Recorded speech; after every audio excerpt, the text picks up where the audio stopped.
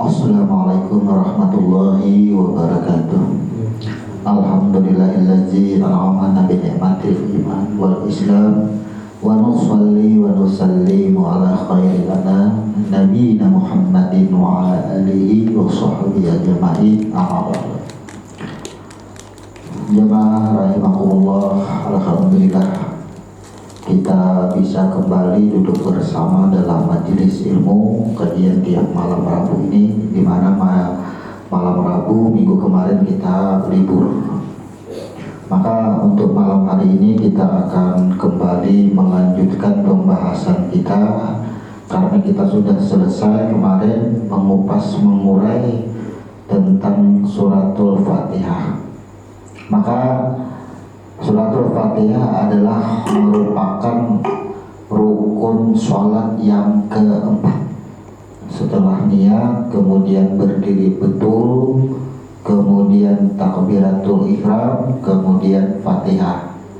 Maka malam hari ini kita akan masuk kepada rukun yang keenam, yaitu tentang ruku. Adapun pembahasan tentang ruku ini diperintahkan atau dasarnya itu diambil dari suratul Al-Baqarah ayat 43. Di sini diperintahkan wa aqimus salata wa atuz zakata wa arka'u ma'arakina. Artinya, dan dirikanlah sholat, kemudian tunaikanlah zakat. Tunaikan itu maksudnya keluarkan. Kemudian rukuklah bersama atau rukuklah beserta orang-orang yang ruku. Kemudian terdapat lagi di dalam surah Al-A'la ayat 1, Sabbihisma rabbikal a'la, sucikanlah nama Tuhanmu yang paling tinggi. Jadi ini yang mendasari kita, kenapa kita harus melaksanakan gerakan ruku. Yang penting kita pahami tentang ruku ini adalah pada makna rukunya. Apabila kita hanya memahami mewajibkan pada af'al atau perbuatan, maka bagaimana nanti ketika kita menghadapi sesuatu yang kita tidak bisa untuk melakukan gerakan ruku. Maka gerakan membungkuk itu adalah disebut dengan gerakan ruku, gerakan menuju ruku, gerakan. Kemudian yang disebut rukunya itu seperti apa? Nah, ini kita pahami. Membungkuk gerakan menuju kepada ruku. Kalau ini dalam keadaan, nah seandainya kita tidak bisa melakukan gerakan ruku seperti yang terlihat dengan cara membungkukkan badan, misalnya sholat sambil berbaring, sholat sambil duduk, sholat di dalam kendaraan ketika dalam perjalanan, bisakah untuk melakukan gerakan ruku? Nah, maka kita pahami kata-kata ruku ini kita ambil dari maknanya. Di sini disebutkan wa arka'u. Maka wawanya itu karena waw atap ini berurutan, maka sini arka'u. Kata-kata arka'u itu ruku. Arka'u ruku. Diperintahkan arka'u, rukuklah berserta atau bersama orang-orang yang ruku. Yang kita cari yang pertama, kita akan membahas pada kalimat arka'u, kemudian ma'araki'ina, beserta orang-orang yang ruku. Kata-kata orang-orang itu yang mana? Ruku itu apa? Kemudian perintahnya disuruh ruku itu beserta orang-orang yang ruku. Yang mana maksudnya? Orang-orang itu yang mana?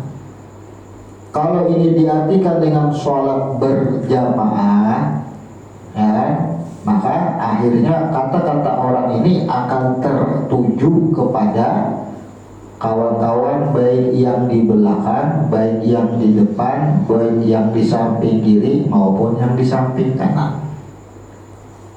Rukulah beserta orang-orang yang ruku. Tapi bagaimana ketika kita sholat sendirian? Karena perintahnya rukulah beserta orang-orang yang ruku. Mana orangnya? Ketika kita sedang sholat sendirian. Nah ini, di sini diartikan orang. Sedangkan di sini kalimatnya ma'araki'ina, raki'ina. Nanti kita bahas dengan ilmu hurufnya biar jelas.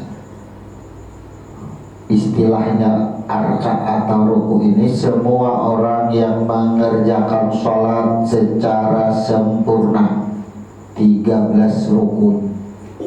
Artinya ia mengerjakan sholat secara normal, berdiri betul, kemudian membungkukkan badan, itu normal.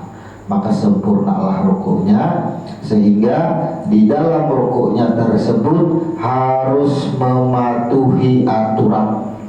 Yang pertama, bagi orang-orang yang diberikan kesempatan baik waktu yang longgar, kemudian diberikan badan yang sehat, maka ia mengerjakan rukun sholat, rukun 13 secara sempurna. Ketika ia mengerjakan ruku, maka ada hal-hal yang memang harus ia ketahui dahulu untuk sahnya rukunya. Yang pertama, harus memenuhi yang disebut dengan intikal. Orang ruku itu harus tahu dengan intikal. Ini bagi yang melaksanakan sholat secara sempurna, tidak dengan berbaring, tidak dengan duduk, dan tidak di atas kuda atau di atas kendaraan atau di dalam pesawat.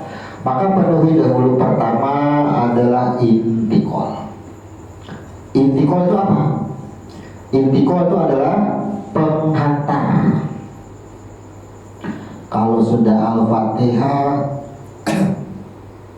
maka selesailah rukun yang keempat. Kemudian ingin menuju kepada ruku. Penghantar antar rukun itu disebut dengan intikal. Penghantarnya. Kalau tanpa intikal, maka terputuslah pertalian antar rukun. Nah, jadi kita harus mengetahui batas-batas intikal.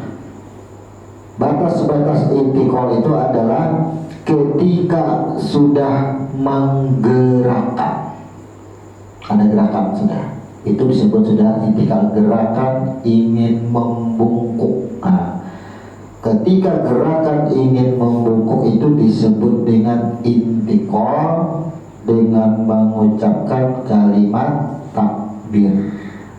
Itu disebut dengan intikal, dan berakhir sebelum sempurna rukuknya. Jadi kalimat takbir itu jangan terbawa kepada kesempurnaan gerakan ruku. Karena intikal itu adalah pengantar. Intikal. Kemudian memenuhi syarat. Syarat ruku itu tidak terlalu membungkuk, atau seandainya diletakkan gelas yang berisi air di punggungnya, itu tidak tumpah. Itu takarannya. Artinya membentuk derajat seperti siku-siku. Kan siku-siku itu nama L itu kan siku-siku. Membentuk itu tidak terlalu membungkuk dan tidak terlalu mendongak bahasanya.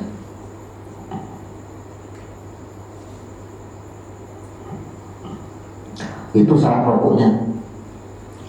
Kemudian memandangkan mata ke tempat sujud. Jadi orang ruku itu dari intikalnya sampai sempurna rukuknya itu tidak mengalihkan pandangan mata ke tempat sujud. Itu syarat.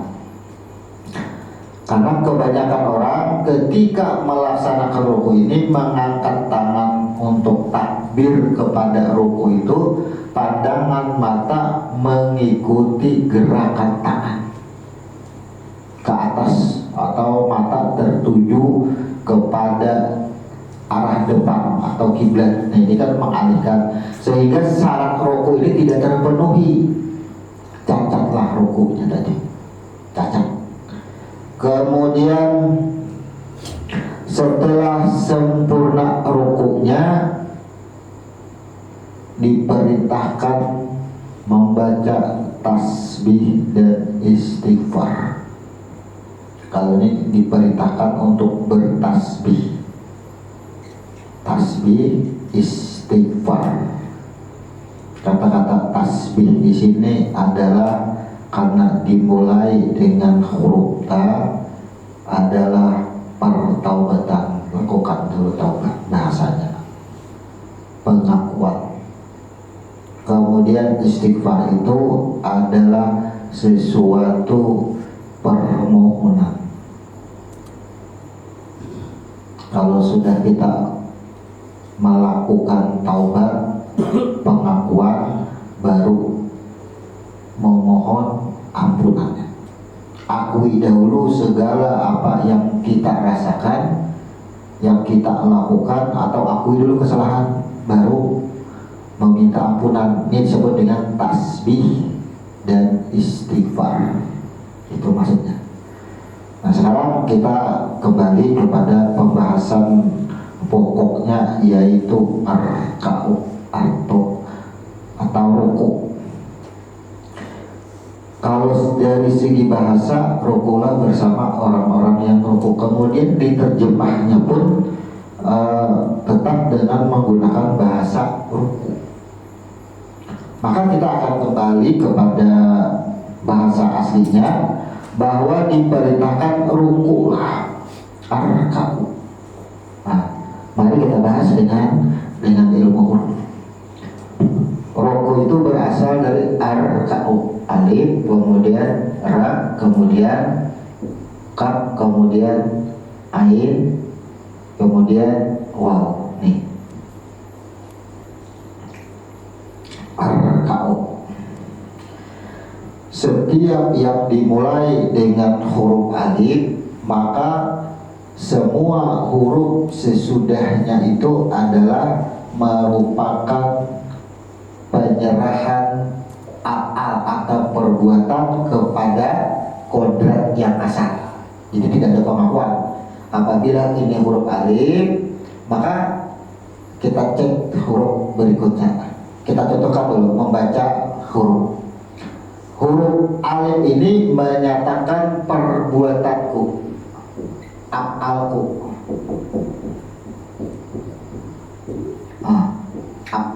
Aku yang berbuat. Itu sudah mematahkan itu.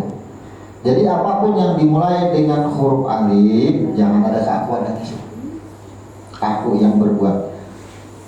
Apa perbuatannya? Yang pertama, karena ruku itu sesudah alif ada huruf ro. Ro itu adalah rahmat atau disebut dengan ampunan.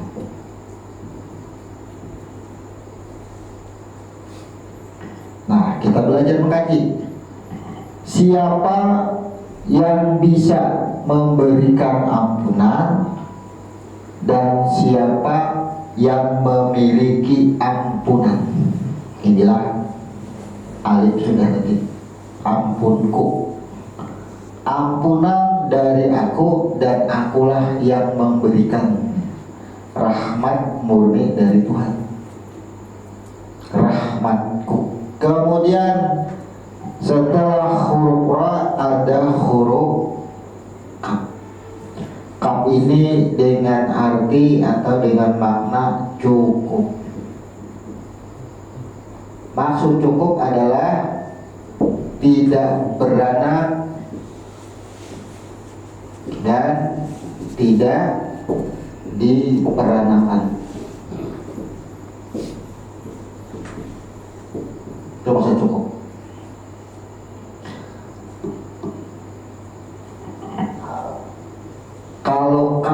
tidak beranak dan tidak diperanakan itu diartikan dengan cukup. Maksud cukup itu tidak mencari anak Tuhan lagi, ya, karena tidak beranak. Jadi kita tidak perlu lagi mencari mana adakah anak Tuhan. Nah, tidak perlu lagi. Kemudian tidak diperanakan. Tidak bisa juga kita mengatakan bahwa Tuhan kita itu hasil dari artinya adanya Tuhan itu karena diranakan atau dilahirkan. Tidak. Bahwa Allah itu tidak beranak dan tidak diperanakan. Maka apa? Siapa yang tidak beranak, siapa yang tidak diperanakan, siapa yang cukup adalah aku. Tidak ada yang lain lagi. Kalau ada yang mengaku jadi anak Tuhan, maka salah, karena semuanya adalah aku. Kemudian ada huruf ain, ar-ka'u. Ain ini disebut dengan ilmu, tahu.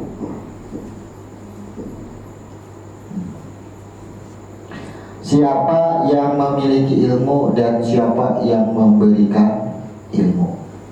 Sudah ditutup dengan atau ditahan untuk tafsir bisa meluas itu dengan huruf alif. Tidak ada. Akulah yang memiliki ilmu dan akulah yang memberikan. Maka sangat sedikit yang diberikan ilmu. Kemudian waw menyatakan wahid atau yang disebut dengan esa. Siapa yang esa adalah dia, terblokir dengan huruf alif. Nah, barulah kita akan dapat, karena di Quran itu diperintahkan ar-ka'u ma'al raki'in, rukulah beserta orang-orang yang ruku. Ini ruku perintahnya. Rukulah. Kemudian ma'al. Nah, raki nah, di sini ada huruf ain. Apa huruf i? Ini kita cari. Beserta orang-orang yang ruku. Beserta orang-orang yang ruku. Jadi kalau ditulis ruku ini pasti ada huruf ain di sini. Nah, itu terjemah. Diperintahkan rukulah. Kata dulu, rukulah. Ada yang mencari ruku itu artinya apa? Karena begitu ar-ka'u diartikan ruku. Nah, kita cari ini arti ruku itu apa? Apabila kita tidak dapat mencari arti ruku, bagaimana ketika sholat sedang berbaring atau di dalam kendaraan?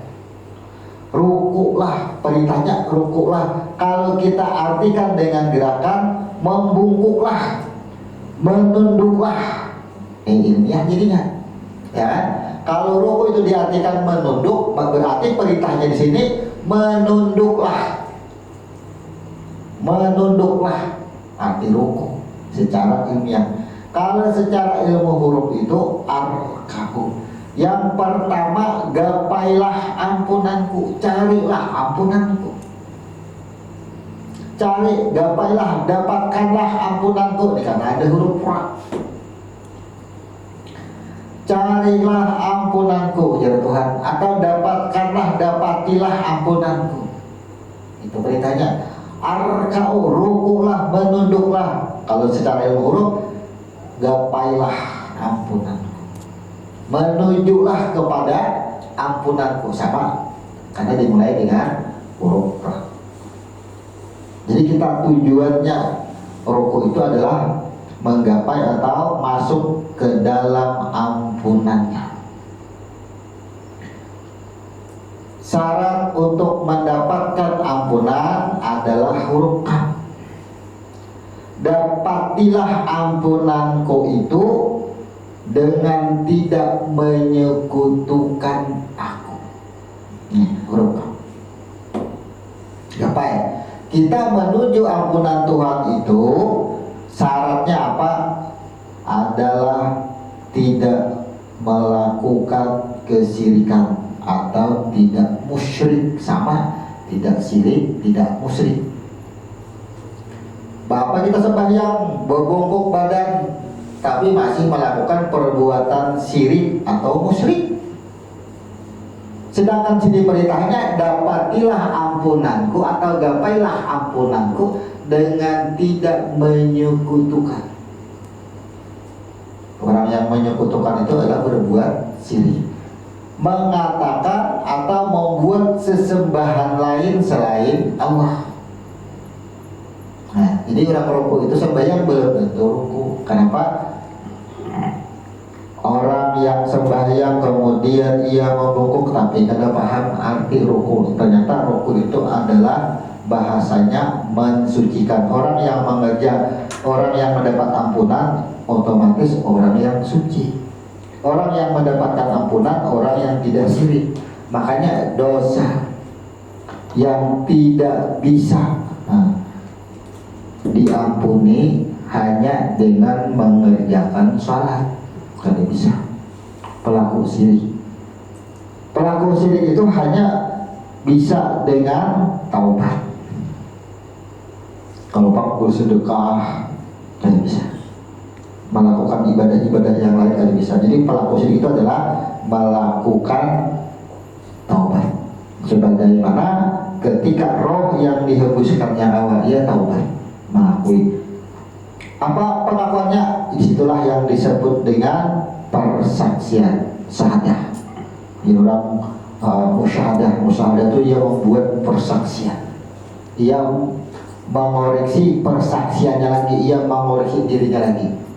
Nah, jadi adalah ketika orang yang menuju kepada gerakan rukuk ini berarti ia menuju kepada ampunanku Tuhan. Ia menuju kepada ampunanku. Tapi syaratnya apa? Terpenuhi atau tidak?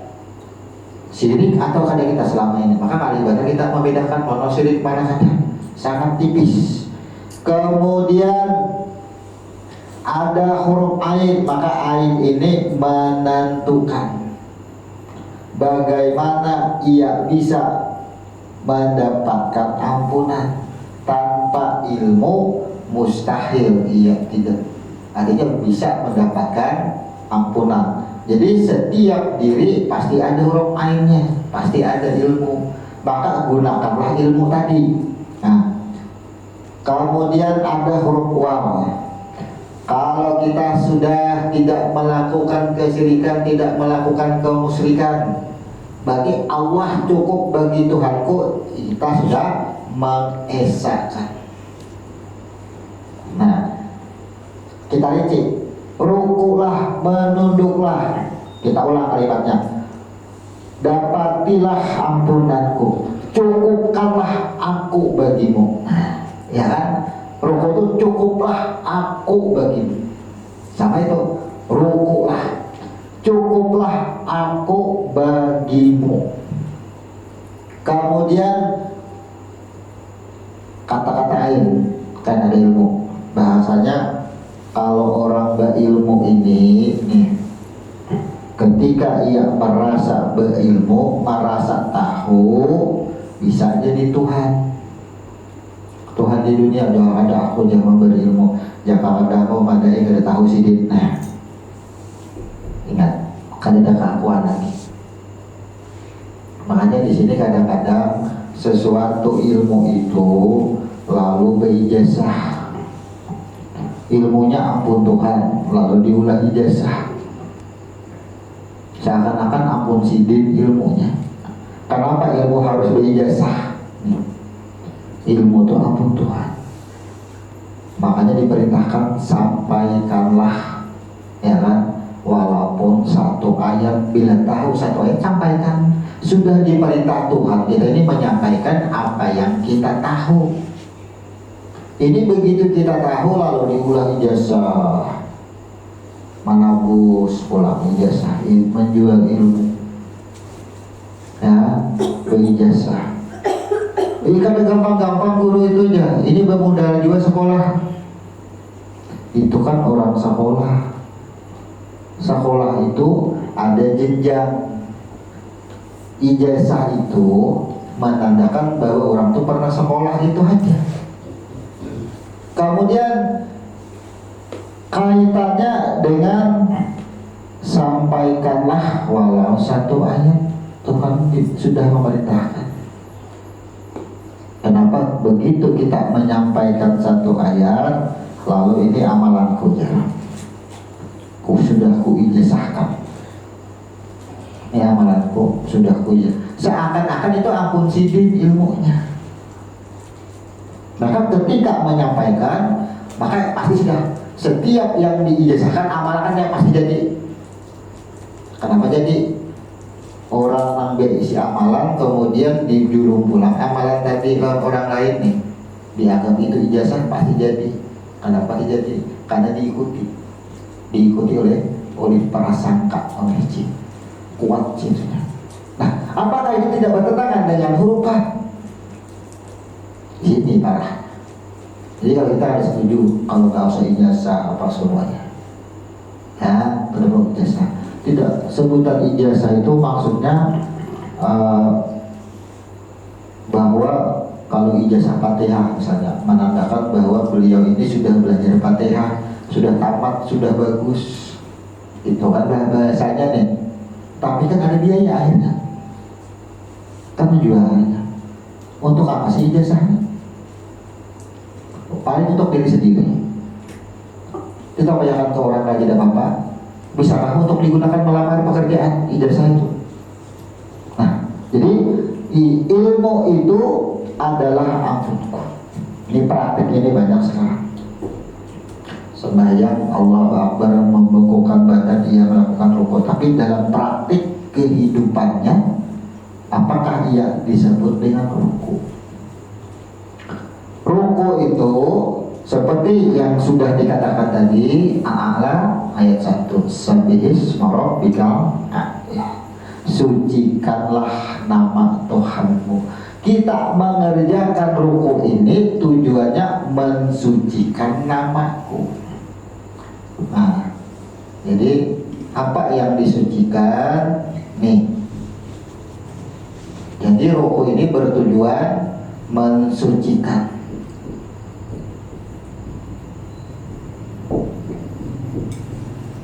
Nah, bukan Allah kada suci, mensucikan. Kita diperintahkan rukuk itu mensucikan. Sabbihis marabbikal a'la, sucikanlah nama Tuhan. Nama Tuhan kita apa?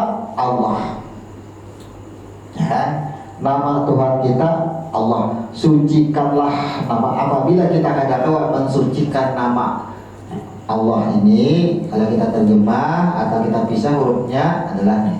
Bila kada bisa mensucikan 4 huruf ini, maka tidak disebut ruku. Tujuan ruku mensucikan namaku. Kalau raja itu kan lalu membungkuk badan, artinya betapa kita dengan seorang raja itu mengagungkannya, tidak mengagungkan kepada yang lain. Nah, ini baru kita dapati. Kalau kita singkat, rukuklah. Kalau bahasa ininya membungkuklah. Tapi kalau bahasa hurufnya, dapatilah ampunanku. Maka ruku itu tujuan utamanya adalah menggapai rahmatnya.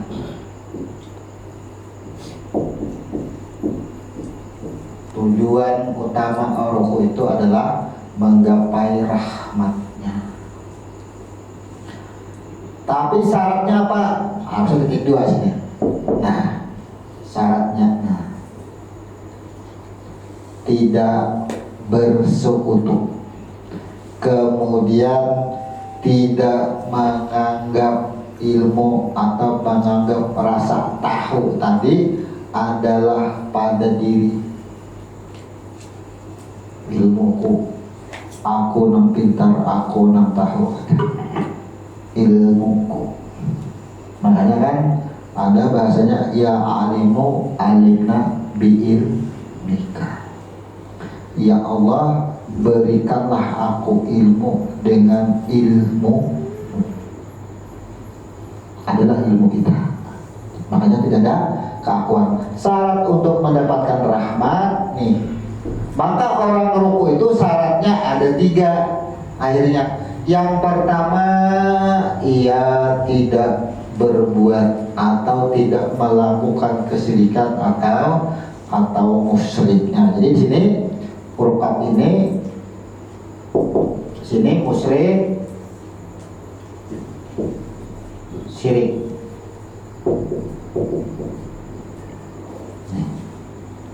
Syarat rukunya.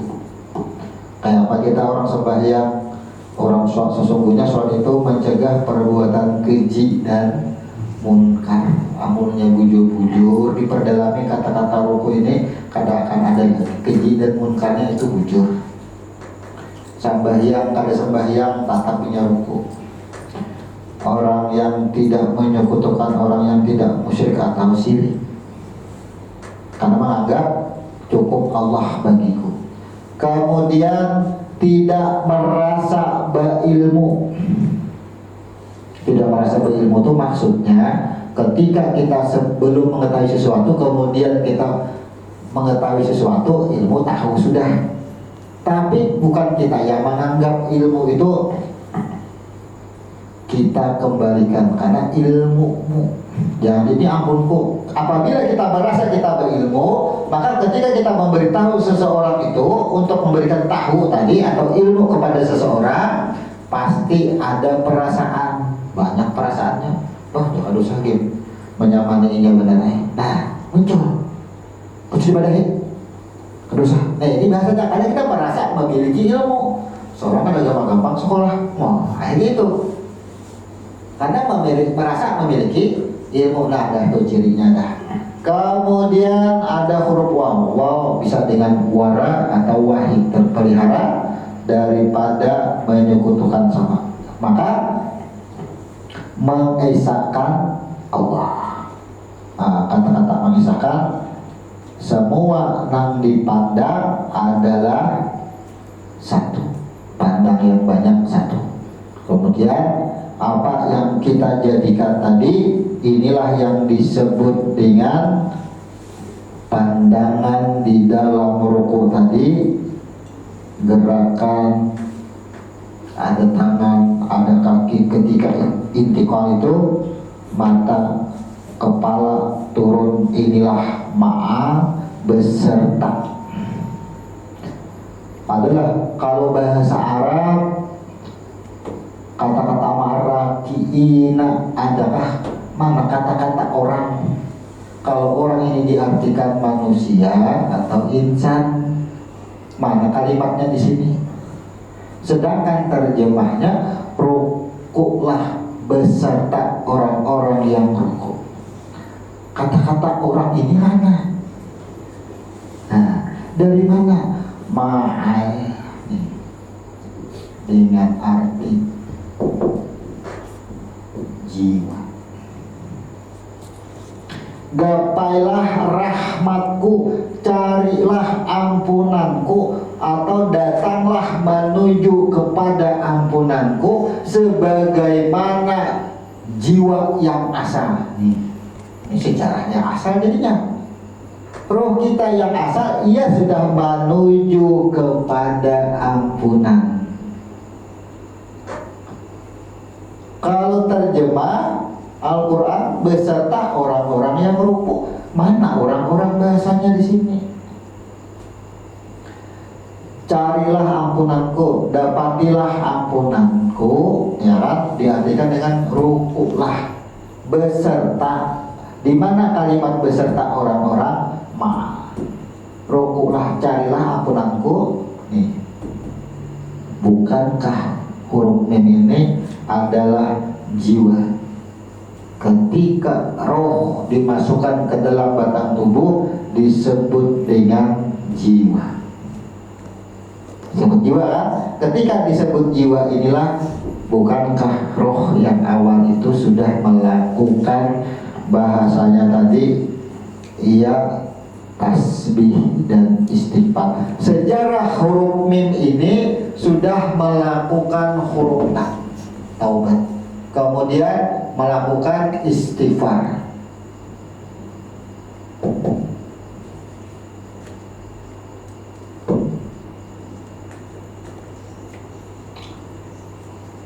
Roh yang awal ia bertaubat, man anta man ana antallah, huruf ta'dah, aku adalah engkau. Ia membuat pengakuan sudah. Nah, kata-kata ketika ia selesai menyebut aku adalah engkau, inilah bentuk kesadaran, tasbih istighfar.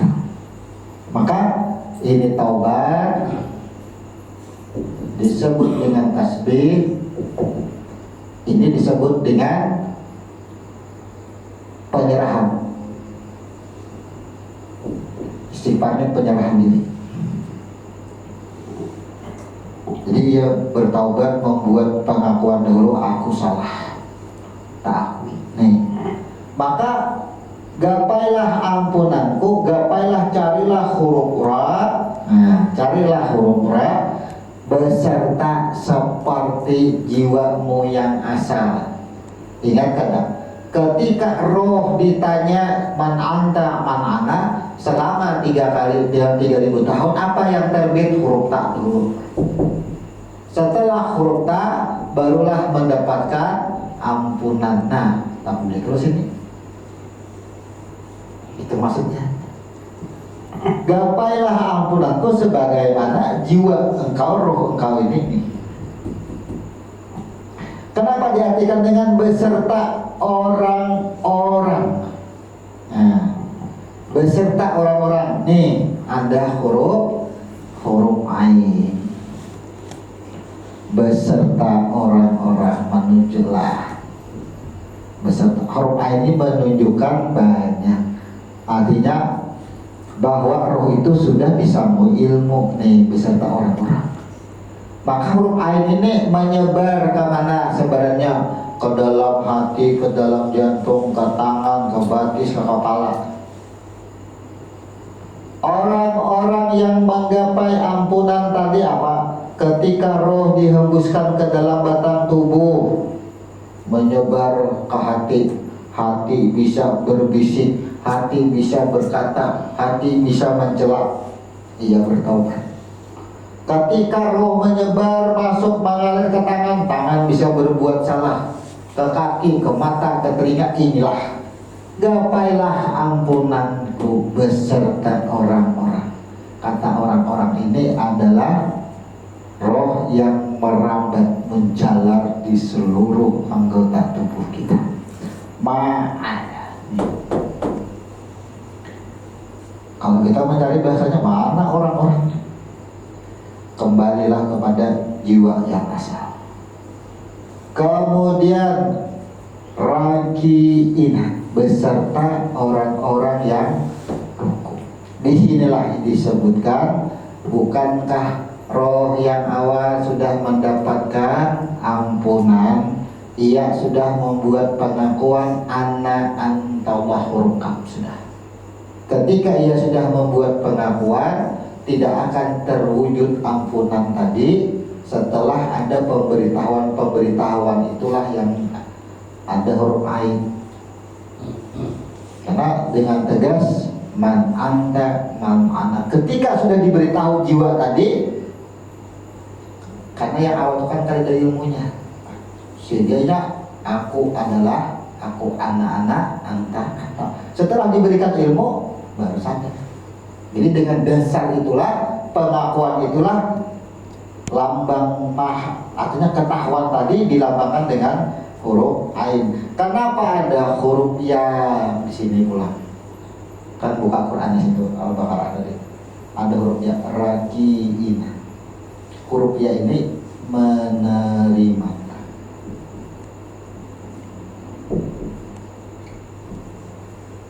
Nah, jadi tugas kita itu menerima.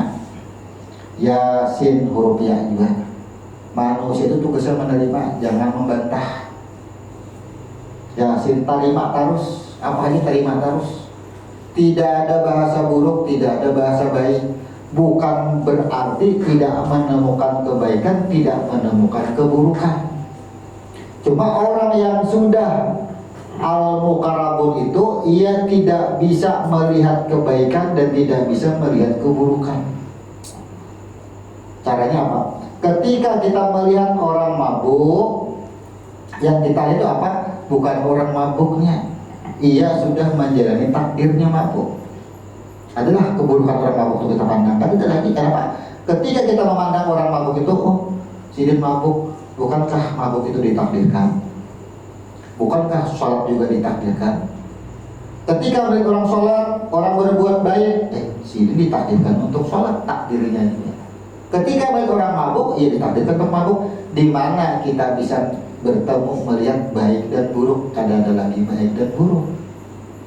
Nah, mana dengan ini huruf ya, menerima. Itu maksudnya tidak ada lagi ketika kita tidak memandang baik dan buruk adalah hinaan dan celaan. Tidak ada lagi hinaan dan celaan itu. Bila ada masih terpandang baik dan buruk, tertahan pada baik dan buruk, tertahan pada jiwa, maka jiwa kita kotor. Kemudian rukulah beserta orang-orang yang ruku. Kenapa huruf nun berakhir?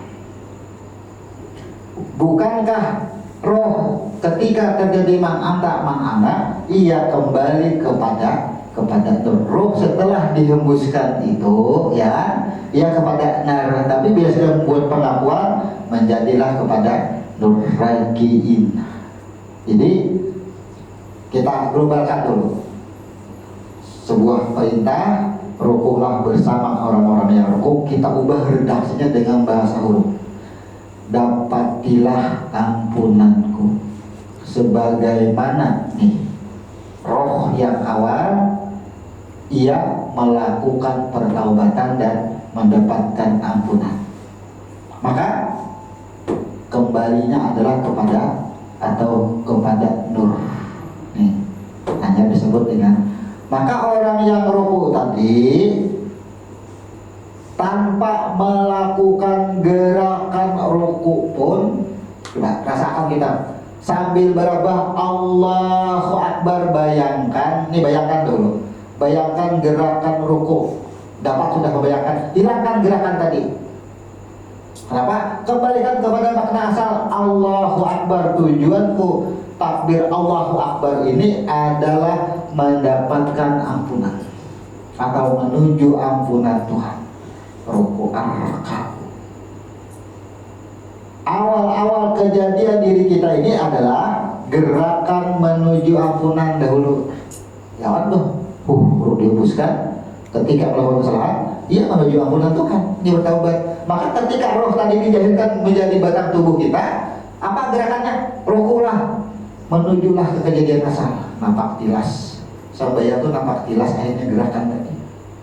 Bagaimana batang tubuh kita ini ada, berawal daripada roh yang menuju kepada ampunan Tuhan. Jadi kalimat arka'u adalah, kalau bahasa ilmiah menunjukkan, lebih tepatnya kepada gapailah atau mari menuju ampunanku, atau mari dapatkan gapailah ampunanku. Sebagaimana jiwa yang asal itu diberikan ampunan. Jadi orang-orangnya hilang sebagaimana jiwa yang diberikan ampunan. Karena jadi ini cerita terjadinya ruku raki ini, cerita akhirnya orang yang meruku tadi, orang yang akhirnya orang yang melakukan mendapatkan ampunan Tuhan, ia kembali kepada nur di sini. Jadi cerita jadinya ini menceritakan bagi orang-orang yang meruku kembalinya kepada nun. Makanya hurufnya masih sama, cuma ini bertambah ya. Menerima. Apa yang menerima? Semua ketentuanku diterima, disebutlah dengan nur, barulah disebut dengan nur. Kemudian tujuan ruku itu adalah mensucikan Sabbihis marabbikal a'la. Sucikanlah nama Tuhanmu. Ketika kita Allahu Akbar berbungkuk, kita pakai dulu kalimat berbungkuk. Allahu Akbar berbungkuk, tujuan berbungkuk ini mensucikan nama. Kalau bahasa kerajaan, mengagungkan raja. Kata-kata mengagungkan itu yang pertama tadi, nih, sucikan. Ini sudah kita jelaskan padahal. Artinya bagaimana cara mensucikannya? Lalu muncul anggapan, apakah Allah itu kotor? Apakah Allah itu buruk? Karena disucikan. Sucikanlah nama Tuhanmu. Allah ini nama Tuhan. Yang disucikan itu bukan Tuhan, tapi nama. Nah, bukankah kita banyak menyembah nama? Sucikanlah nama Tuhanmu. Sabbihis marabbikal a'la. Sucikanlah nama Tuhanmu yang maha tinggi. Sucikan namanya yang sucikan. Kalau kita mensucikan zatnya, orang gila aja lagi. Orang sudah suci, zat yang suci masih disucikan. Nama Tuhanmu, ketika zat berwujud disebut dengan Allah. Sucikanlah namaku, bersihi namaku ya Tuhan. Namanya jangan dituduh aku. Ini ngaranku, ya kan? Bertempel di dinding ngaran kurangnya ada dah. Siapa tuh yang salah tuh ya? Nang di dinding tuh nang salah orangnya. Menyalahkan nama. Itu maksudnya. Maka sucikanlah namaku. Sabbihis marabbikal a'la. Sekarang ini, bagaimana cara mensucikannya? Mensucikan namanya. Yang pertama, tujuan ruku karena ingin mensucikannya. Apa yang disucikan? Yang pertama, yang sudah kita jelaskan, bagaimana mensucikan nama Tuhan. Hal yang pertama, karena didahului nama Tuhan itu dengan huruf alif, maka pandanglah semua perbuatan atau af'al. Pandanglah semua perbuatan. Nih, kita yang berbuat, orang lain yang berbuat, Allah ada mengembalikan perbuatan siapa itu? Suci itu. Kalau kita menuduh orang mabuk, bagaimana mengembalikannya? Orang tuh mabuk misal, ya kan? Yang kita tuduh itu kan si A yang mabuk, itu yang mabuk. Sekarang cabut kodratnya, kawa ada yang minum, angkat cangkir kawa ada. Nah, itu maksudnya siapa yang menggerakkan? Itu makanya maksudnya tidak menuduh kepada yang jahir, kepada yang wujud. Allah ini kan wujud. Semua perbuatan yang tampak itu tertuduh kepada yang wujud. Artinya, ketika melihat, menuduh yang wujud. Melihat mata dituduh. Ketika mendengar, yang dituduh mendengar telinga, yang wujud dituduh. Melakukan perbuatan apapun, kelihatan yang tampak, yang wujud juga yang dituduh. Ini maksudnya, sucikanlah Sabbihis marabbikal a'la, yang maha tinggi. Fitnah, maka berdoa, ya kan? Hindarkanlah aku dari fitnah dunia, fitnah kehidupan, fitnah kematian. Kemudian terakhir fitnah dajjal.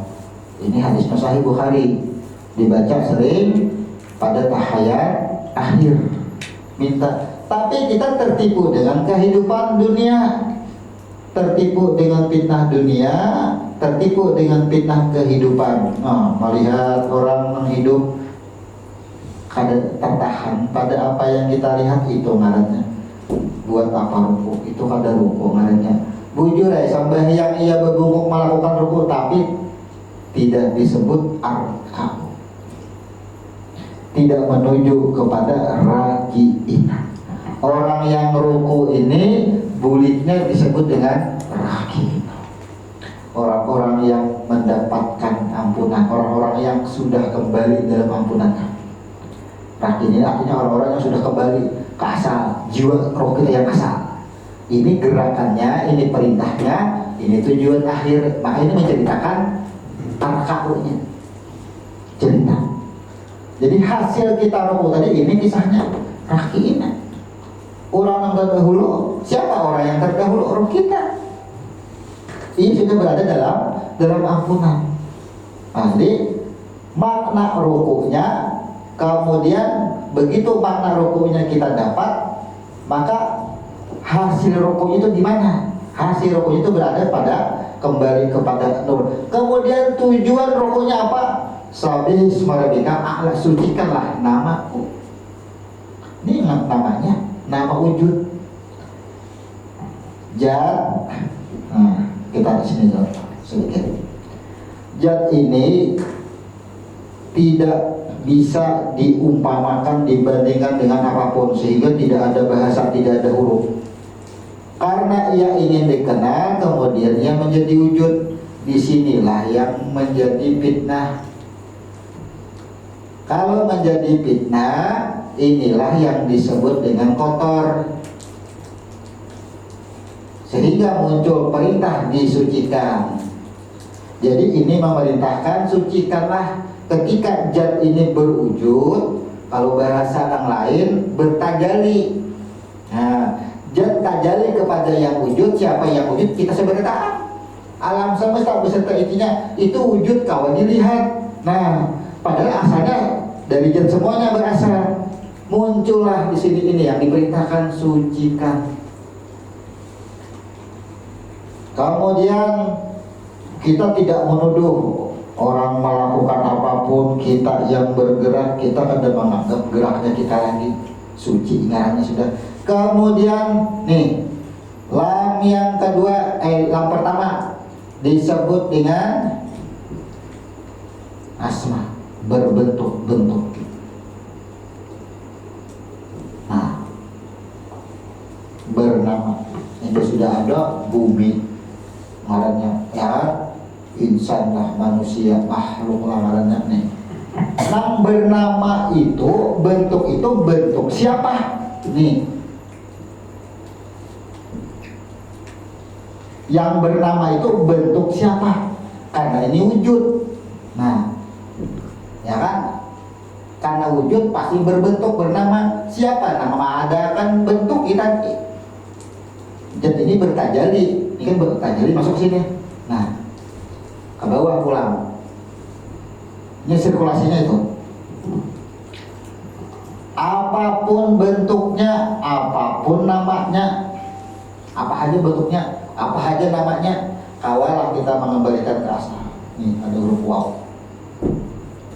Wah, pandang yang banyak nih, yang bernama, yang berbentuk. Betapa banyaknya yang berbentuk, betapa banyaknya yang bernama.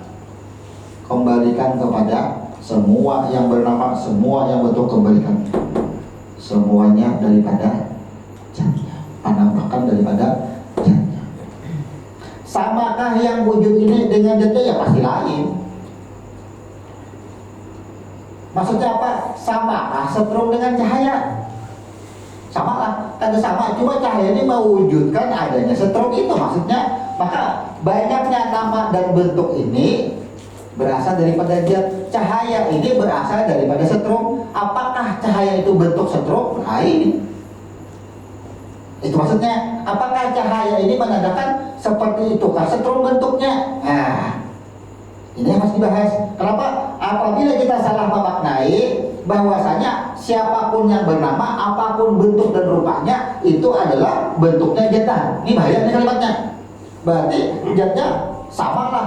Bedanya hendak melihat Tuhan, jat Tuhan, lihat di manusia, nah itu bentuk jatnya. Ini pemahaman yang akhirnya bisa jindik. Ini yang hati-hati. Nang mudah tadi, makanya kita umpamakan setrum ini samakah dengan cahaya. Bola lampu ini mengabarkan bahwa di wadahku ini ada setrum. Bagaimana bola lampu ini mengabarkan ada setrum? Ia memancarkan cahaya. Bukan cahaya itu bentuk daripada setrum, tapi cahaya itu menandakan bahwa ada setrum. Adanya cahaya karena adanya setrum. Tidak akan ada cahaya kalau setrum tidak ada. Sama adanya bentuk tubuh kita ini tidak akan ada kalau tidak ada zat. Apakah kita ini bentuk Tuhan? Nah itu menjadi masalah. Jadi masalah apa? Di sini kalimatnya Muhammad itu adalah wujud Tuhan. Tuhan itu bernampak dengan bentuk Muhammad. Nih baca kelama nih. Ya kan oke. Bila nggak melihat Tuhan, melihat Muhammad. Karena Muhammad adalah wujudnya Tuhan.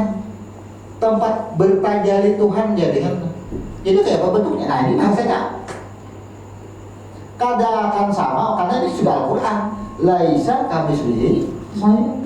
Tidak bisa dipikirkan, tidak bisa diperbandingkan, diupamakan, tidak bisa dibayangkan. Jangan dibayangkan. Karena kada bisa dibayangkan, diupamakan, diperbandingkan, maka zat ini berwujud. Nah, bertajalli lah. Tapi jangan dipadahkan, nang wujud ini adalah bentuk zatnya. Itu maksudnya. Ini yang sangat hati-hati. Inilah yang disebut dengan hayat. Maka hayat itu ada pada lam yang pertama, disebut dengan hayat.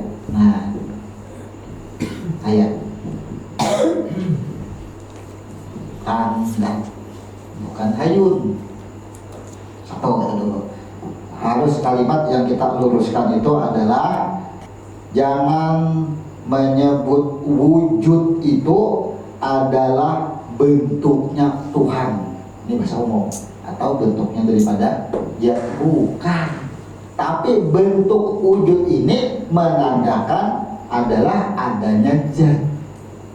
Bila sudah bicara zat, laisa kamitslihi syai'un, jangan dibayangkan, jangan diupamakan, jangan dipikirkan. Itu maksudnya. Jadi kayak sekarang ini gula dengan manis, gula buat ke dalam banyu diharu, kada ada lagi gulanya. Yang ada rasa manis.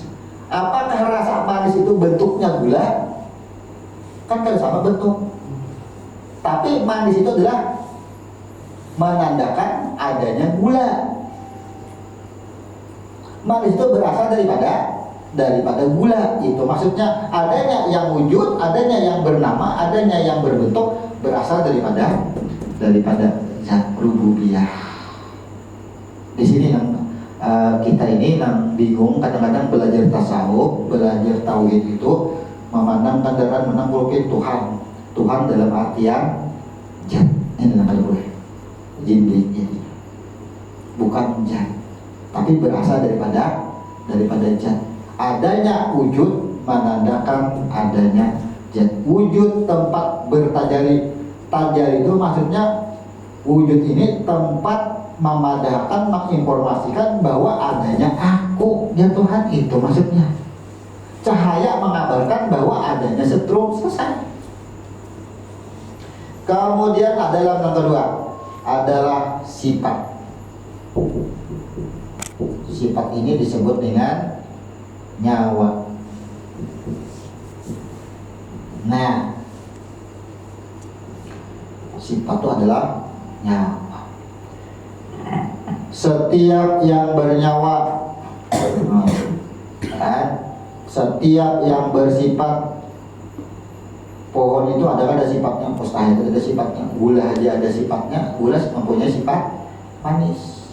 Ya, semua ada memiliki sifat. Ketika gula dirasakan manis, itu sifat yang dituduh. Yang dituduh gula itu yang mana? Manisnya kan? Tehnya kan? Nah, tertuduh kan? Ketika kita minum air itu manis, maka menuduh air itulah yang manis. Ini artinya sama nih sifat. Ketika melihat perbuatan orang baik, tertuduhlah apa yang kita lihat itulah yang baik. Nih sifat. Bagaimana orang ruku? Sabda Ismail, sucikanlah nama Tuhanku. Ketika melihat orang baik, ia tuduh orang si fulan dan itu baik. Itu maknanya tertuduhlah.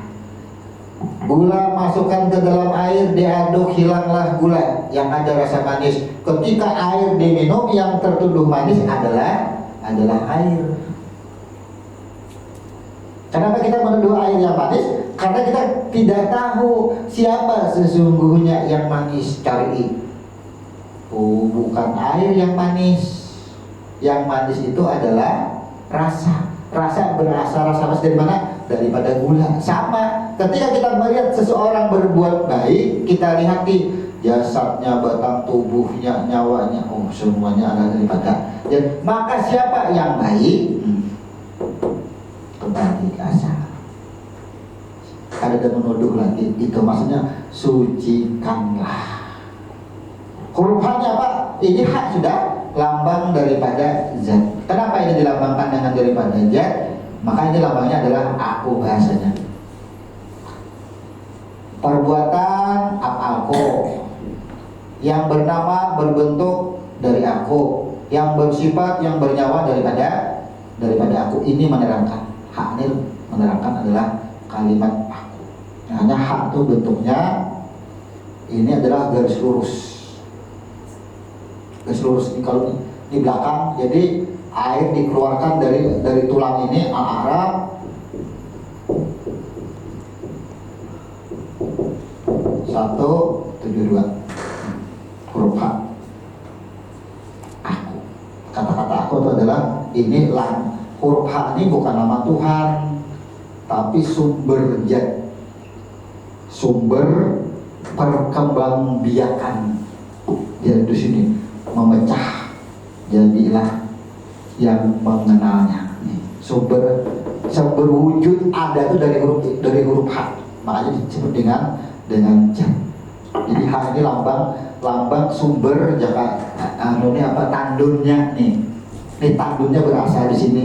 Kadang akan mengalir daripada semua keran-keran yang di bawah itu air. Kalau tandunnya ini kan, jadi tandun ini berasal dari mana ini? Semua af'al, semua yang bernama, berbentuk, bersifat ini berasal dari. Jadi ini setelahnya adalah daripada huruf H.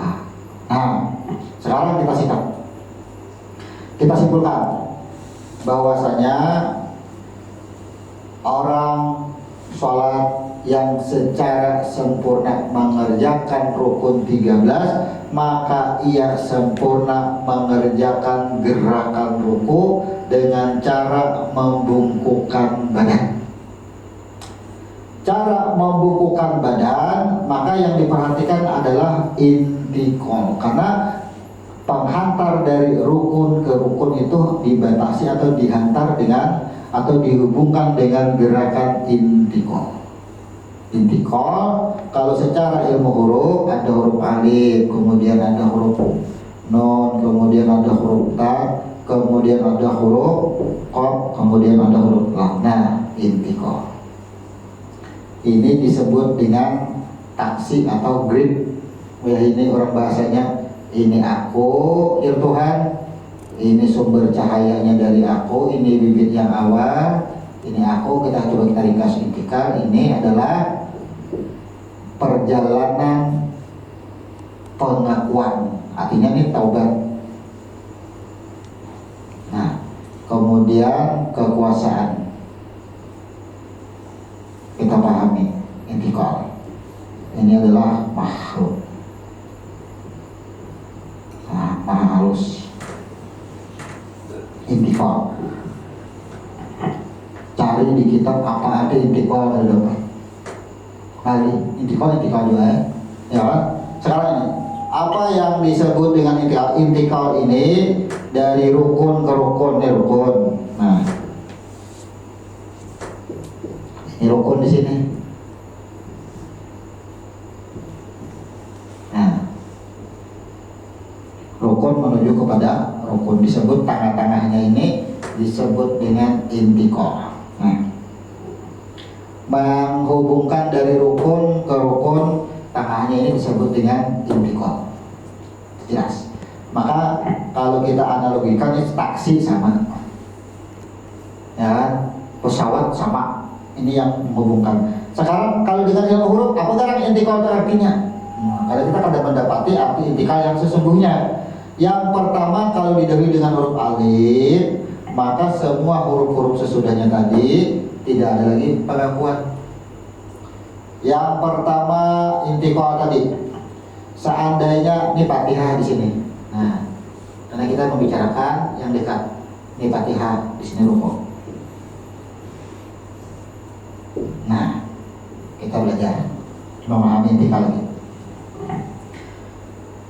Selesai mengerjakan Fatihah, maka kita selesai membaca diri. Anggap aja kita bercerita, kita mengenali akan diri kita. Nah, paham sudah. Ketika kita membaca diri kita selesai, maka paham sudah, selesailah Fatihah.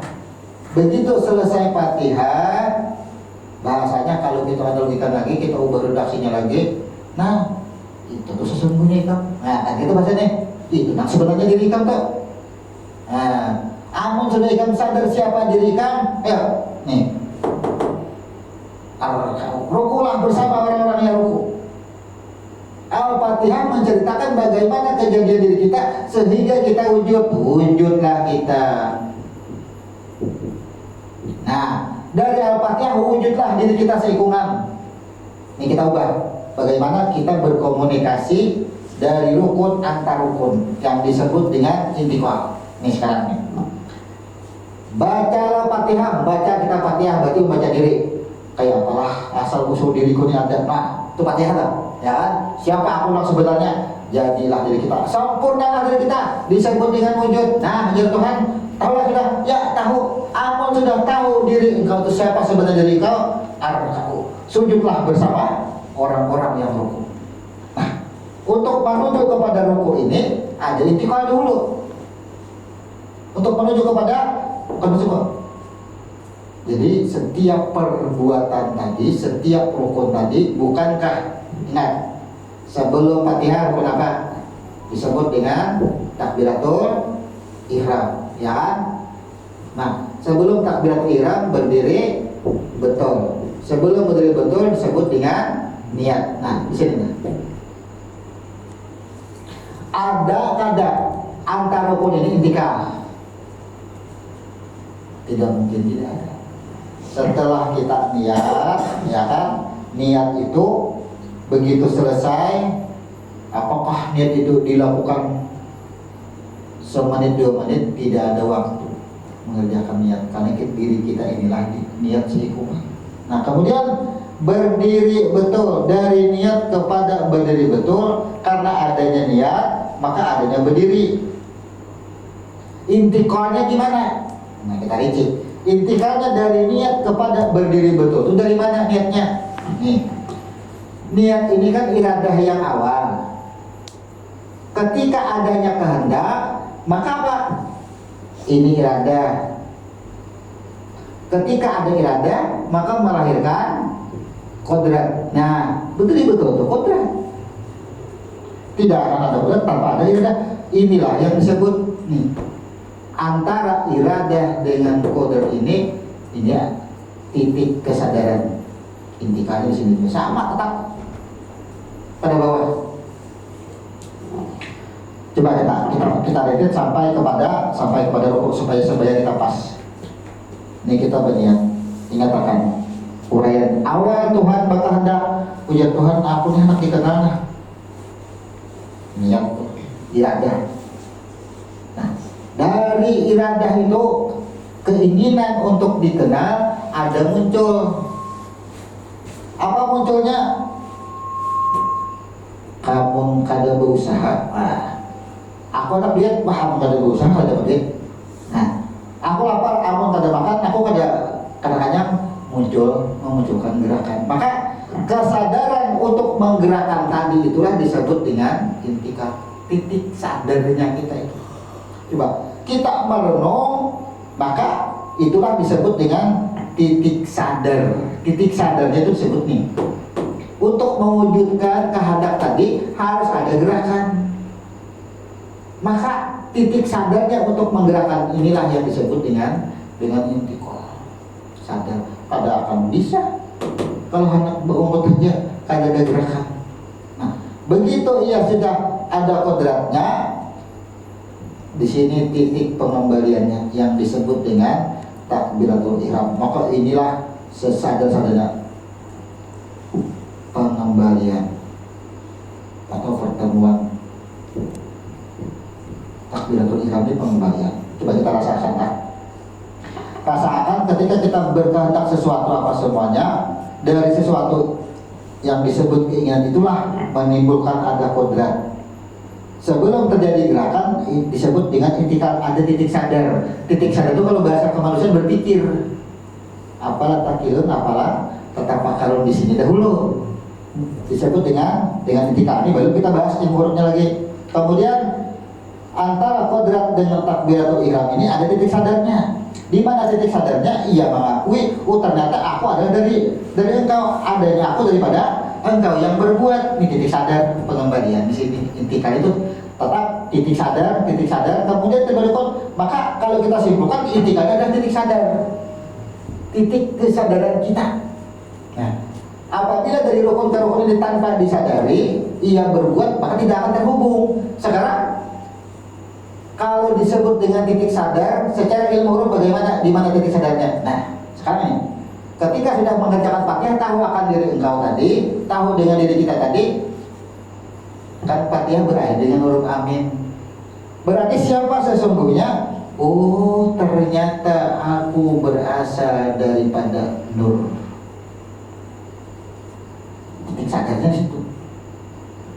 Titik sadar itu kita paham bahwa kita itu berasal daripada nur semuanya, baik gerakan, af'al, baik kehendak, baik batak tubuh yang jari yang wujud nih, semuanya daripada nur itu. Maksud titik sadar itu tuh sadar asal usul diri kita, maka dari kita rupuh. Nah, sadarnya itu orang yang sadar asal usulnya tahu daripada semua. Apa perintah selanjutnya? Nah, penyerahan, pengakuan, akui itu sudah sadar. Ketika kita selesai membaca Fatihah, tahu dengan diri kita, akui bahwa diri kita itu siapa. Nih tujuan kita ar-rahman. Di sini titik sadarnya. Titik sadarnya itu maksudnya kita tahu asal kita daripada nur. Kita tahu bahwa asal kita adalah roh yang sudah membuat pengakuan, sudah taubat. Kita sadar ternyata ana antawah. Nih maksudnya semua kembali ke sejarah roh yang awal-awal dihembuskan. Ternyata aku ini makhluk. Nih, semua huruf-huruf ini menerangkan kalau kita ini adalah titik kesadaran. Bagaimana kita mau sadar berbuat menghubungkan suatu rukun dari rukun ke rukun yang lain tanpa ada intikal. Ini intikal dengan gerakan. Adakah antara niat dengan berdiri betul dengan gerakan? Pasti ada gerakannya, tapi tidak intikal dengan mengangkat tangan. Ya, tidak. Dari niat kepada berdiri betul tidak, tapi dari berdiri betul kepada takbiratul ihram hanya mengangkat tangan. Ada pengembalian. Karena sini apa? Kenapa niat dengan berdiri betul tidak ada gerakan mengangkat tangan? Kenapa? Karena ini iradah dan kodrat belum ada wujud. Setelah adanya kodrat, baru dihembuskan roh, barulah ada takbiratul ihram, baru ada gerakan. Ini susunannya. Nah, jadi gerakan ruku yang secara sempurna dikerjakan adalah dengan menggerakkan mengangkat dua tangan, disebut dengan intikal. Ada gerakannya. Mengangkat tangan itu mengabarkan bahwasanya ini titik sadar. Tangan ini mengarah kepada kiblat, mengarah kepada nih nun sebenarnya. Jadi orang mengangkat tangan itu mengarahkan tangan itu kepada cahaya sumber kita yang asal. Maka kalau kita kadang-kadang mengangkat tangan, karena sudah paham intikal itu apa sebenarnya titik sadar kita, aku sebenarnya daripada nur, intikal sudah. Aku daripada nur, lanjut kepada rukun berikutnya. Nyaman sembahyang sambil kalau sambil berjalan di kendaraan nyaman, kada usah mengangkat tangan. Allahu Akbar, kada usah. Mau sembahyang berkendaraan mengangkat tangan, rabah. Karena memahami intikal dengan gerakan. Ternyata menggerakkan hati untuk menuju kepada alam kesadaran yang sesungguhnya. Disebut dengan intikal. Sempurna kita sembahyang. Oh, ternyata intikal adalah titik kesadaran kita, bagaimana proses kerja diri kita sehingga kita mengenali dari mana asal usul kita. Kita ini kajiannya apa aja pasti bolak-baliknya kembali kepada nur. Itu aja sebenarnya. Cuma setiap gerakan itu, karena rukun 13 kalau kita tidak maknai setiap gerakannya, walaupun inti dari rukun 13 pasti kepada cahaya asal kita. Tapi akhirnya kita kada paham kenapa harus ada intikal. Pas sembahyang berduduk, pas sembahyang berbaring, kada memahami intikal, hanya dipahami dengan gerakan. Nih, ini yang akhirnya kada berintikal lagi, kada ada titik sadarnya lagi. Akhirnya apa? Ruku berdiri sendiri, Fatihah berdiri sendiri. Siapa yang merakit? Sembahyang itu merakit batang tubuh, menyusun batang tubuh. Agar tersusun batang tubuh, ada intikalnya setiap rukun. Nah, kalau intikalnya tidak sempurna, akhirnya ini berdiri sendiri. Apa bedanya? Mengulah tangan tuyuk, mengulah batis tuyuk, itu sudah jadi bingung. Anggap aja tukang, ini ada gelagar, ini ada hatap, ini ada kosen, bingung melihat kayak apa menyusunnya. Kada ada kesadaran, kada ada ilmu. Sembahyang, sholat itu adalah merakit batang tubuh sehingga. Maka bisa rakitan ini supaya pas susunannya disebut dengan intikal ini. Nah, menghubungkan antara tihang dengan lantai, dengan gelagar, dengan dinding, dengan atap, dengan kosen. Itu maksudnya itu intikalannya itu menyusun kepada tempat yang tepat disebut dengan intikal. Nah, ini kita sebutkan lagi. Arkau, rukuklah, membungkuklah, bahasa ilmiah, bahasa arti gerakannya. Tapi yang sebenarnya arkau itu adalah diperintahkan untuk mendapatkan rahmatnya, sebagaimana roh yang awal sudah diberikan ampunan atau diberikan rahmat dan kembali berada pada asal usul, yaitu kepada nur yang asal. Kembali, barulah jahirnya kita. Maka apa? Ketika kita jahir disebut dengan wujud. Maka perintahnya apa? Sabismorobika, sucikanlah nama Tuhanmu. Bukan sucikanlah aku, tapi sucikanlah nama Tuhanmu, disuruhnya. Bagaimana mensucikan namanya? Pahamilah alif lam lam ha.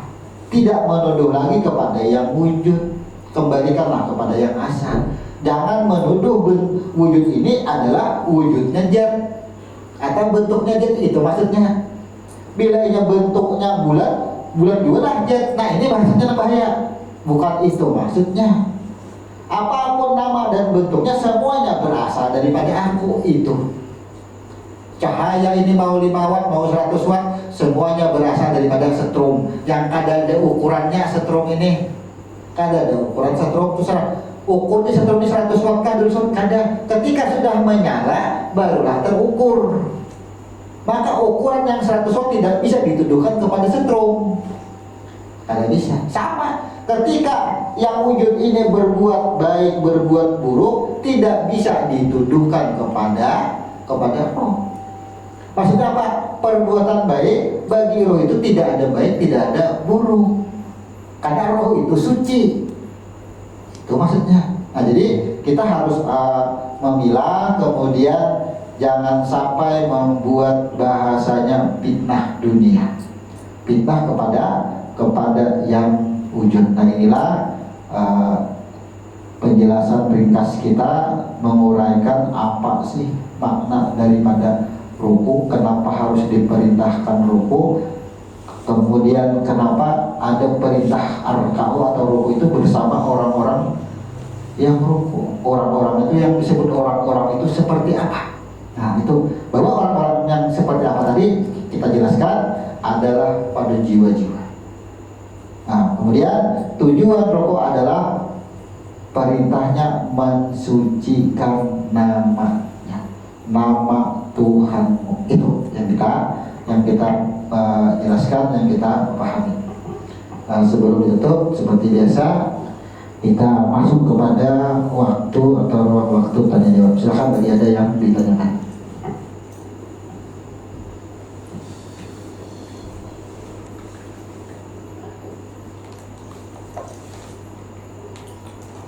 betah ngobrol masalah sifat tadi dalam rasa dengan ibarat banyu tadi kan ini teh dicampur gula harusnya manis kalau cuma manis ini belum ada ketika ulun belum merasai atau meminum. Itu yang pertama. Terus yang kedua, ketika ulun sudah meminum belum tentu manis ya. Misalkan karena kayak COVID misalkan diare kan ada saya alhamdulillah aja kan. Nah, jadi pertanyaannya itu andakan rasa tadi di mana sebetulnya? Yang pertama sifat. Sesungguhnya sifat itu di mana? Itu kalau kita bulatkan, karena dicontohkan kepada air. Sekarang air kita masukkan gula, kita udah, ya. Begitu gula ini hilang, tidak kelihatan lagi, ya kan? Yang muncul itu apa? Sangka, manis, ya. Belum meminum tapi sangka sudah manis. Kada akan merasakan manisnya kecuali ada amal perbuatan yang disebut dengan meminum satu. Kemudian apakah amal menjamin menemukan manis? Itu sama, ya kan? Belum tentu amal itu menghasilkan manis. Kenapa? Karena kita menyangka air ini tadi sudah manis. Ketika air dimasukkan gula kita sangka manis, ya. Ketika kita minum ternyata kada menemukan manis. Nah, disinilah perintah Sabi sucikanlah nama Tuhanmu. Pertama tadi kita sudah menuduh air ini pasti manis, ya kan? Sudah menuduh air ini manis. Ketika sudah diminum ternyata kada menemukan manis. Nah, pertanyaannya, sesungguhnya manis itu ada di mana? Ada di mana manis itu? Tentunya manis itu adalah rasa. Rasa itu adalah rahasia. Maka rahasia itu adalah aku berarti adalah manis dan pahit. Adalah manis dan pahit bagi yang suci adalah. Kalau masih ada manis, kada suci. Bila masih ada pahit berarti kada suci. Maka ketika kita sudah memandang tadi, oh ini pasti manis nih, ambil gula. Nah, pas kita minum tadi bahasanya anggaplah garing, pahit tior nih, kada manis ya. Anggap aja corona lah, yang corona yang paling umum sudah. Karena corona ini mau makan apa aja kada ada rasa lagi, hilang rasa. Kan? Itu corona ini mengajarkan kita sebenarnya. Nang menuduh gula tadi manis, mana orangnya? Dikatakan Tuhan corona. Nang menuduh papari pahit, mana orangnya? Makan papari, ada ya, ada pahit. Nang menuduh gula manis, ditimpakan Tuhan corona. Minum, mana manisnya? Ada. Berarti nang manis itu siapa? Nang pahit itu siapa? Karena kita menuduh gula. Sama, sifat yang bersifat itu aku. Jangan menuduh pula nang wujud tadi yang manis. Sama kita ketika kita menuduh yang manis itu adalah gula, masukkan ke dalam air, hilanglah gula itu tuduhannya. Coba aja, gula masukkan ke dalam air, aduk, ampih gula itu tertuduh menjadi manis. Minum, pas menemukan manis, yang tertuduh manis bukan gula tapi air. Coba aja, ya kan? Tertuduh air sudah. Ketika diminum, pas kada menemukan manis, bebas airnya, gula bebas, air bebas. Di mana manisnya? Ya muncul kan? Di mana manisnya? Ini kan pertanyaan tadi, kenapa kada menemukan manis? Maka harusnya itu pasti manis. Itulah sangka bid'ah. Inilah arkaku, sucikanlah. Kata-kata sucikanlah itu pahit dan manis itu pada wujud. Kalau pada rahasia, pada sir itu adalah pahit dan manis. Ada pahit dan manis. Bila masih merasakan manis, wujud. Bila masih merasakan pahit, wujud. Inilah perintahnya, sucikanlah.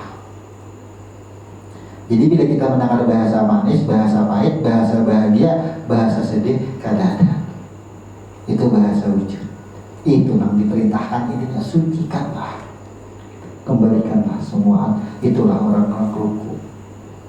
Merasakan kepahitan, kesedihan kada ada lagi. Makanya kan banyak orang ceramah nanggalan derajat wali itu jangan ada kekhawatiran. Apa aja ada khawatir. Rasa takut kada ada juga. Itu maksudnya sama. Rasa manis kada ada juga, rasa pahit kada ada juga. Itu derajat wali dia akalkan itu, rasa khawatir itu, rasa itu kada ada lagi.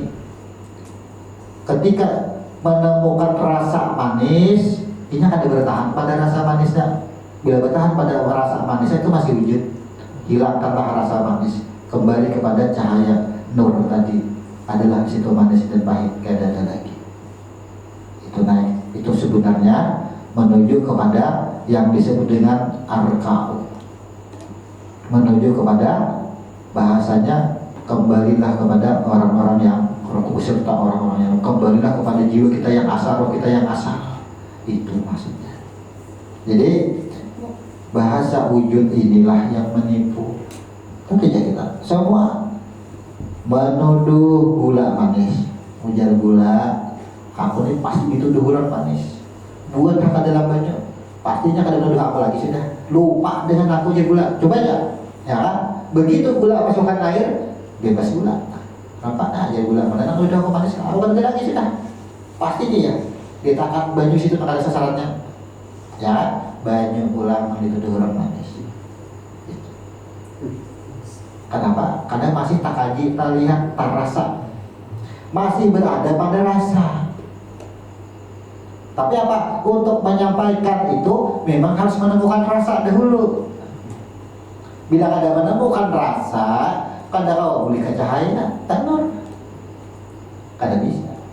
Kenapa? Penampakan nur tadi adalah pada rasa dahulu. Karena alilah rasa, makanya al-insanu sirik. Karena dulu rasa, bila sudah kata rasa itu adalah aku. Bila sudah duduk kepada aku, apapun yang dirasakan itulah aku. Kada ada lagi bahasa sudah. Nah itu tuh sebenarnya kita ini cara berpikir, ya kan? Cara menggunakan akal taklun, tatafakarun itu kepada ilmu-ilmu agama itu tipis kepada jindik. Maka berdoa tiap hari kan, hindarkanlah daripada fitnah dunia, fitnah kehidupan, fitnah kematian, fitnah dajjal. Tapi apa? Tuduhan kita kepada apa yang kita lihat pada yang wujud terus. Kada mensucikan itu. Nah ini amalia kita nih. Itu amalan mata, amalan jiwa, ya kan? Mata dulu memandang. Makanya kita doakan kepada orang yang berbuat salah, aman berbuat kepada kebaikan kan mudah nih. Kita misalkan mengambil amsal itu kepada orang yang berbuat salah, mabuk misalnya. Bagaimana kita memandang orang itu? Pandang ya. Kada mau gelisah kita, coba aja. Pusanglah kita kada mau juga, pusang coba aja, pandang ya. Kamu sudah sampai melihat orang mabuk santai sudah, kenapa?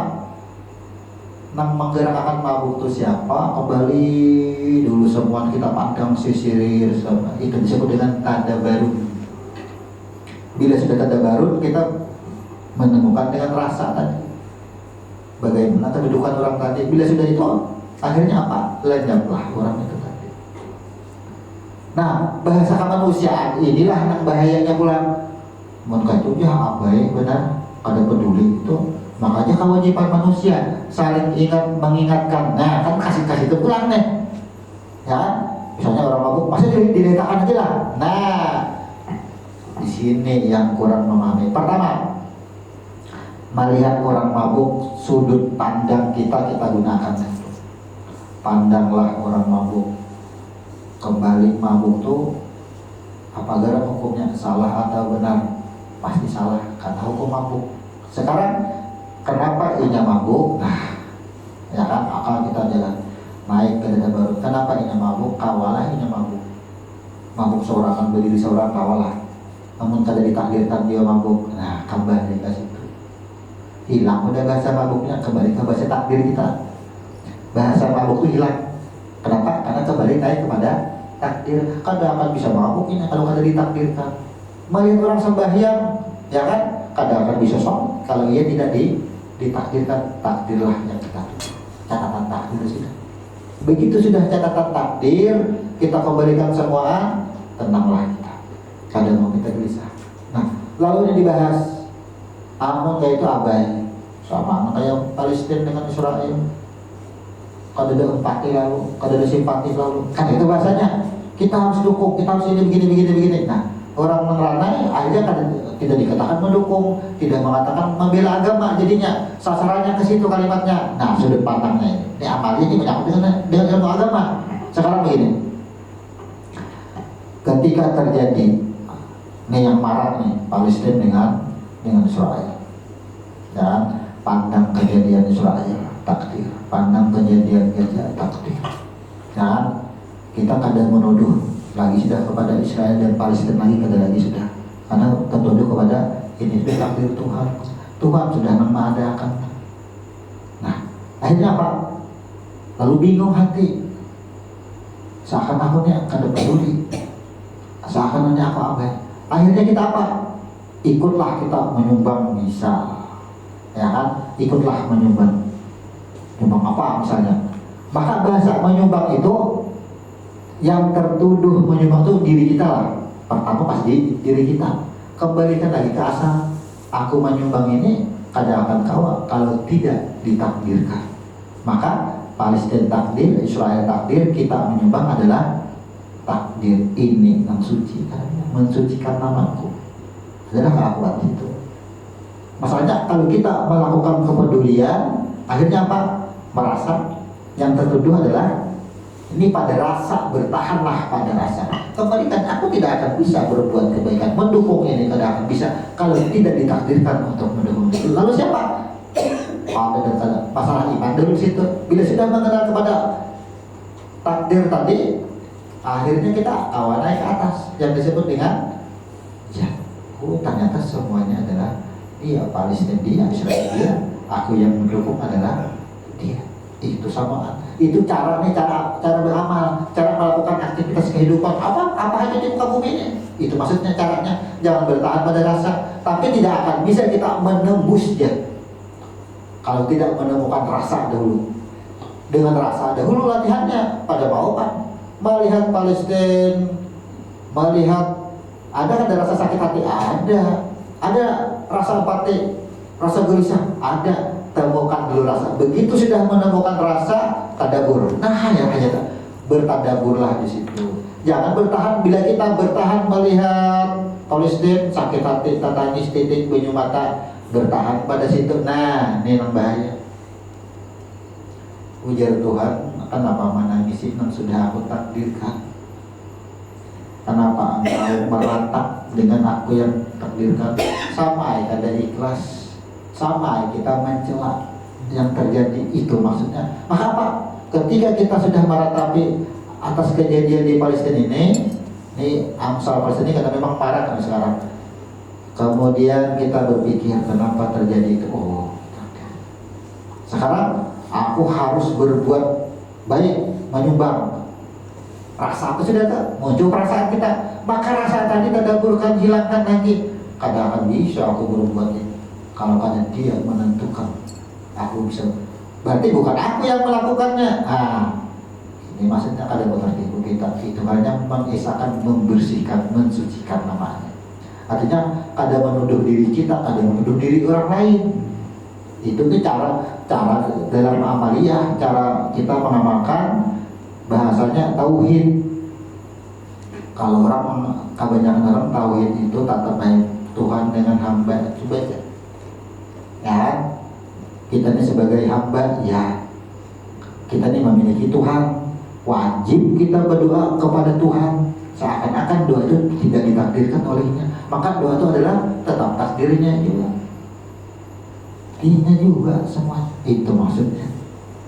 Kan tipis benar bagaimana kita inilah kadang-kadang kalimat dalam Amsal itu untuk menggambarkan bagaimana amalia kita yang sebenarnya, yang sesungguhnya itu hampir kada ada kalimat.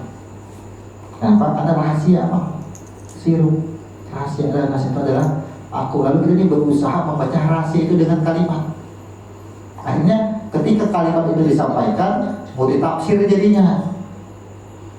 Di mana multitafsirnya? Contoh bahasa Tajalili ini sampai sekarang multitafsir. Muhammad banyak dikatakan itu adalah wujudnya. Nah, wujudnya Allah Ta'ala aja. Nah, di situ Nabi Muhammad bin Abdul itu dikatakan wujudnya Allah Ta'ala. Sifatnya apapun ada itu sifatnya Tuhan. Di situ padahal artinya apapun kelakuan, pandangan, penglihatan itu adalah tanda adanya sifatnya dia, sifat besarnya dia, sifat samanya dia. Jangan sampai menuduh.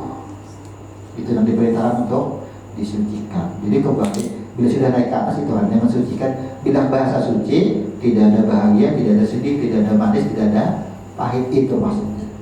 Tapi temukan dahulu rasanya. Mustahil tidak menemukan rasa. Sekarang ini kalau kita kembali, air tadi sudah kita sangkakan manis karena dimasukkan gula. Ketika kita minum tidak menimbulkan rasa manis tapi pahit, ya. Apakah pahit itu bukan rasa? Ya, artinya apa? Semua melalui rasa. Temukan dulu rasa. Bagi siapa? Rasa itu adalah aku. Menemukan manis, rasa aja. Rasa itu adalah aku. Ketika sudah berada pada aku, mana manis, mana pahit, kata-kata. Itu maksudnya bila ada rasa manis, pahit, itu wujud sudah. Maka apa? Setiap yang manis, setiap yang wujud adalah bertahan pada yang wujud. Pastilah kita menemukan rasa itu. Jadi kita ada aku hidup, minum ada rasa pahit, wujud. Minum ada rasa manis, wujud. Tapi tadabbur ujungnya, rasa itu adalah aku, selesai. Jadi di mana letak manis, di mana letak pahit, ya aku. Aku adalah pada nur atau pada sudah rahasia. Lagi.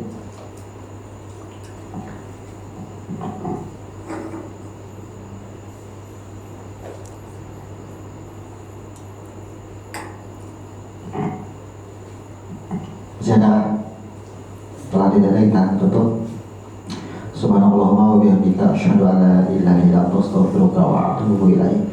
Assalamualaikum warahmatullahi wabarakatuh.